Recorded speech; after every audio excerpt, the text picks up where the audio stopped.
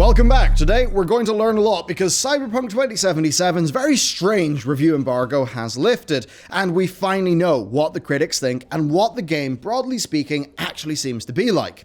Or do we? Because reviewers of this absolutely massive game had to crunch reviews out over a weekend. That's something that can color opinions and force unrealistic gameplay scenarios. Then, bugs, technical issues, they appear to have been really quite extreme, even as far as AAA games go. And then, of course, the obvious thing, it's Cyberpunk 2077. It's a game that's, let's just say, pretty damn unabashed in its commitment to doing what it wants to do the degree where, yes, it has offended some of the press and stuff like that, and some people as well. Doesn't really, I don't agree, but that certainly can risk coloring coverage.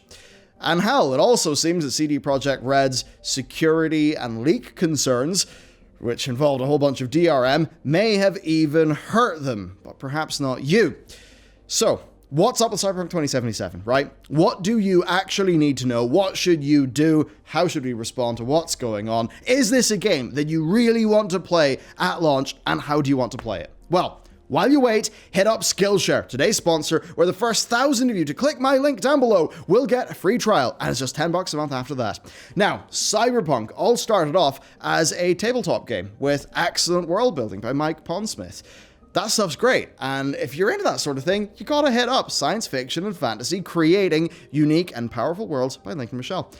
In 1 hour, he basically nails it, right? Now, I'm not naturally a writer in the sense that he is, so having somebody like him with that skill set break things down and give him structure, that's extremely helpful and insightful. It's a new class on Skillshare. We got this one pretty early.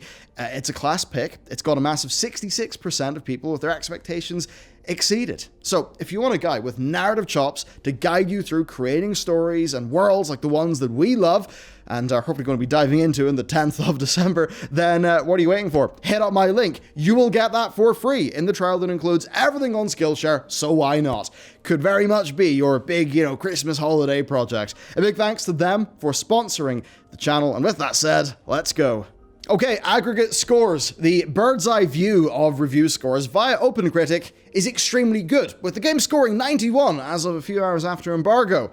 This is a shocking 1 lower than Witcher 3, but that's not that you should take these scores as anything other than saying that there is a generally high consensus amongst reviewers. And this is fantastic news for people who are excited for the game like me, but more than ever, these scores do not give us a full picture, and that's what we're really going to dive into today. Everything that we've learned about Cyberpunk 2077, and a whole bunch of things that you really do need to know because there's a lot of chaos swirling around. So, let's kick that off by discussing what the game actually is. While extended gameplay segments had been shown, CD Projekt Red didn't really show the broad scope of Cyberpunk, like what you did between missions, and that led to a lot of people being kind of confused about what you actually do. Well, here's, spoiler-free, an overview of the game format. Basically, after an opening that establishes the situation between V and Johnny, the game, begins to open up. And from that stage, you can tunnel through the main story quest. And doing so will open up a lot of side content, and technically you can ignore a lot of that stuff. And this does mean that you can rush through the main story quest, but you really shouldn't. Side content is interesting that it can be as simple as a quick mission that you get in your phone to, hit up a warehouse, right? And just, grab some stuff. Or it can be the more involved content that deepens character relationships, offers vital role-playing opportunities, and generally gives you a lot of the depth and the context that you actually need, that it really does relate back to the main story quest. Now, this is to the degree where I've seen, people say that it actually does impact what can happen, and where people have said that some of the side content really should not be labeled as such. So that's the situation. Once done with the intro, you are in an open world that you're exploring in first person, on foot and in vehicles. Vehicles, you can summon them in like Roach in Witcher, or you can jack them from NPCs. Now, as you do content, you're going to upgrade your character, and once unlocked, skills are actually advanced by using them more. So, overall, big, open-world, first-person RPG.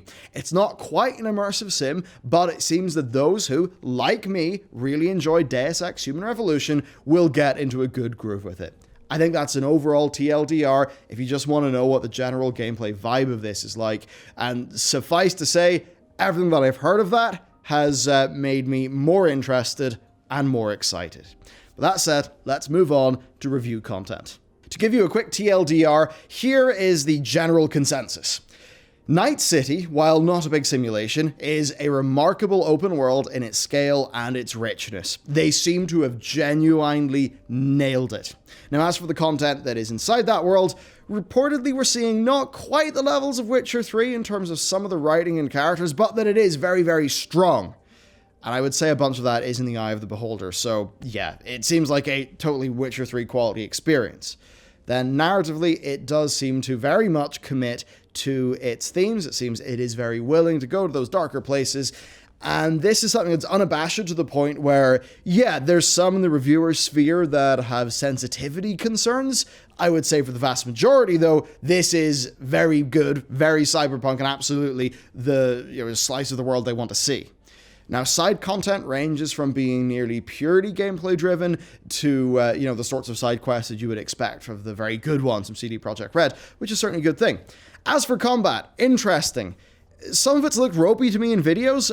Generally, it is being reviewed well, but not super well. So it very much seems to do the job well enough, but not be a massive standout, which I guess makes sense to me. Certainly, those who don't like very numbers-driven RPG shooting, they may have some issues with it. So basically, right, you've got a great story, solid mechanics, and an incredible world. The pros really do seem to stack up. So then, what about the cons? Well, combat appears to suffer from the usual in role-playing games where it's slow to get going. Also, enemy AI and stealth mechanics, they appear to be, serviceable, but not particularly great. And then really, the largest con, the but in every review, is the bugs. This seems to be a ludicrously buggy game, to the point where bugs genuinely, in a non-nitpicky fashion, break immersion and damage the product, even risking blocking progression until you basically, restart content, reload your game, and do all of that stuff. You've got simple things like floating weapons after enemies die, to UI elements persisting for no reason, to vital UI elements that you need access to progress in the game literally just not working or not loading. You've got prop, car, and NPC spawning issues in terms of positioning and stuff like that, and a whole bunch more. This is not it's just my machine thing. This seems to be featuring in every review and seems to be at a scale where it would diminish the average player's enjoyment of the game. I think we know why these delays happen, and it's very obvious, it seems, in the final product. So overall, this is a gem of a game, in my opinion, from all that I've read. It seems like this is genuinely a gem, but one that is very much held back by its launch state. Very much seems like it's not a Sony first-party level of polish. But there is one part, or one issue people have experienced that you definitely won't, and that is the DRM issue. At least initially, take performance reports with a big old grain of salt. This is not super ideal, but it turns out that review copies of the game actually had DRM, and the DRM impacts the performance. Gamers Nexus, who are an excellent PC hardware review channel, were told directly by CD Projekt Red that the DRM is only active for review copies and that it does actually hurt performance. Now, they said this in response to an article that contained performance figures, so basically, take any data that's flying around right now with a big grain of salt. Now, I should note that it's possible the DRM hit to performance won't be large, but right now we basically just cannot know, so you've got to wait till launch day if you want that information. Now, I would say it's very unlikely that this DRM would impact any of the bugs that have been experienced. It's almost certainly just a performance thing. Next, specifically for this game, we've got to talk about the broader context and meta of the reviews. One strange thing, no gameplay can actually be shown bar pre-supplied B-roll from CD Projekt Red. Now, this means that bugs cannot be shown in reviews.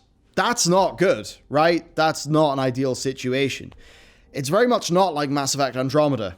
And the reason why I bring that up is that for Mass Effect Andromeda, well, the early trial of that game led to a lot of bugs being there, but also people being able to capture them and share them out wide, which led to the memeing.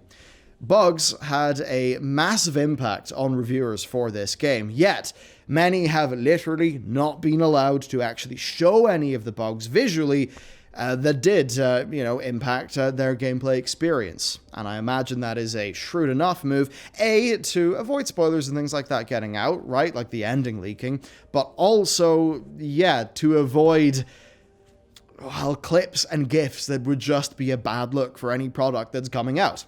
Now, there's another situation, which is, how do we even talk about bugs? PC Gamer's James Davenport gave Cyberpunk 2077 a 78 out of 100. Now, the thing there is that given the scope of bugs experienced by reviewers and that he documented, I think that 78 is probably a fair reflection of the state of the game that he reviewed. As he says, undercut by jarring bugs at every turn, and it really does seem like that's not an exaggeration. Now, why did I say review state earlier? Well, that's key. 2 versions of Cyberpunk 2077 were reviewed, and neither of them are the version that you are going to be able to play in day one. Ish. So the initial review build appears to have been absurdly buggy. CD Projekt Red then issued a 50 gig patch to reviewers that they said was basically what people would experience on launch day, but that they would roll additional fixes into the actual launch day version of that patch. So they got a not complete version of the day 1 or day 0 patch, whatever you want to call it. Now, even with that patch, there were still significant bug problems. I believe it was Yonga who went into the specifically detail of, he got the patch and still had issues after the patch was deployed onto his build of the game, or a copy of the game. So it's something where I think it's obvious why we have not seen multiplayer and DLC announcements yet, right? Because we know that stuff has been pushed back. It's pretty obvious. Their number one priority for the next few months has obviously got to be getting this game into a good state such that its obvious quality can actually shine and not be compromised. And seeing what appears to be a genuinely incredible game be so impacted by issues like this is sad. Now, you have the thing where some reviewers, like James, will factor these bugs into their review scores. Other reviewers will try to see past them and basically try to say, well, if the bugs weren't happening and ruining this game, this is kind of what I'd give it. It's a 9 out of 10 or a 10 out of 10 when it works. We assume it's going to work, so we'll just give it that score.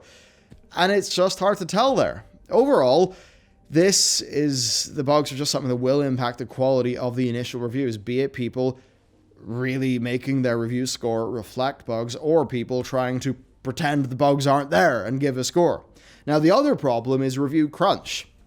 And this is a genuine issue. Imagine being handed a game as massive as this one on Friday with a Monday 5 p.m. embargo. It's a lot of game to play. And I'm not bringing this up to say, boo-hoo reviewers. I'm not doing that, though CD Projekt Red did throw him a rough one, to be fair. I bring this up because these reviews have to be done so these publications make their money. So these are reviews that are being forced out in a super compressed timeline, which means that those reviews have to be done in an unnatural setting. And I can tell you from over 5 years of doing coverage of the game that I play, that does change your perspective, especially when the deadlines are tight. Even if you play as much of a game, or of this game, in a weekend as the reviewers did, right? You, if you do that, will be doing that because you've been totally hooked and you can't help yourself. You just have to play the game because you're just loving it. But for the reviewers, they'll be at the same time thinking about their professional deadlines, and also when you're reviewing, it's kind of hard to turn your brain off and just absorb the experience, especially in a hyper-compressed timeline. Reviewers could have done, all of that well and better if they had 1 or 2 weeks with this game, but that clearly did not happen. And I think that's probably because the game was in an even more rough state 1 to 2 weeks ago. I mean, after all, the latest delay to this game was made specifically to work on the day 1 patch. So, overall, this is somewhere where the reviews are extremely high, but you can't just look at the reviews or the meta stuff. You've actually got to think about the context and how those reviews are actually done, because between the bugs and between the timeline, not a great situation. Okay, time for recommendations. So, when you actually do get to the game, slow the hell down. Do the side content. That really seems like it enriches the narrative experience greatly. So, that's one thing. Another thing, from all that I've seen, Play on a modern device if you can. Night City appears to deserve the beefier hardware than it can sometimes demand. I think the full achievement that CD Projekt Red have here in the world they've created just won't hold up on the 2013 consoles. Now, the Xbox Series X and PS5 versions are not out yet. You can get the game on those consoles, but they're just running the PS4 and Xbox One versions, but in backwards compatibility mode, albeit with significant optimization. So if you do need to play in a console, definitely the new ones will give you a far better experience than the old ones. But I would then say, if you can wait, and you can avoid spoilers, chances are that in 2021, the next-gen release of this game will be an absolute stunner and also will benefit from months of bug fixing. Now, as for PC people, well, you'll need to wait until launch for benchmarks because of the DRM issue there. Not that that's going to matter to some of you anyway, because even if you knew that a 3060 Ti was ideal for your circumstance, your chances of getting one are pretty damn low. There's another thing as well. There's an epilepsy mention that actually does seem like a pretty genuine one. Now, look, this is the sort of thing where almost every game has got a disclaimer. Cyberpunk does as well. It is in the EULA to consult a doctor and to stop playing the game should you experience any symptoms. There is one thing that should be mentioned, though, that perhaps goes above and beyond where most games are, where it's not just, a flashbang in a Call of Duty game, where essentially, whenever you're brain dancing with people, which is kind of like when you're brain hacking them, there's these things sort of come down from the side in this chair, and it flashes white and red LEDs at you. Now, the launch version of the game is actually different from the version of this effect that we've all seen in the past, where the version of the effect that we've all seen was very much flashy lights, but reportedly the launch version of the game is extremely flashy lights, to the point where Game Informer actually noted it and thought it was a bug, so didn't include it in their review score. But one of their writers, saw that and was like, yep, that totally got me. So, and there's a wider drama to that I don't think is actually really worth getting into. The core thing here is, if you're somebody who really does get the epilepsy, pretty big, or the seizures and stuff like that in games, if you're somebody who, a flashbang happens in a Call of Duty game, or, some mild flashing lights and you're fine, then maybe this effect is a bit more extreme and may actually get you. That said, Game Informer themselves believed that it was perhaps a bug, that it was playing so fast in the way that it was. So perhaps this is something that will be fixed, or maybe if it is intended, in a future update, CD Projekt Red will give some sort of option to diminish it or something like that, which honestly seems like it would be an easy fix. So if they could do that, they probably should. Okay. There we go. That is the Cyberpunk 2077 situation. Now you are caught up knowing what the game is actually like to play and the overall situation with reviews. This is by no means an ideal situation, which is really sad because it seems like underneath it all, this is a really incredible game that does actually deserve better. And certainly, I think lessons will be learnt at CD Projekt Red, because this has cost them a lot of time, a lot of money. It has actually impacted the final user experience of this game, so I think serious questions are going to be asked internally. That is it for me. If you want to dive into narrative stuff yourself, check out what I mentioned for today's sponsor, Skillshare. Absolutely fantastic hour to spend. You'll learn a bunch about narrative for sci-fi and fantasy. I think you'll enjoy it a bunch. That's it for me. Thank you for watching. I'll see you next time.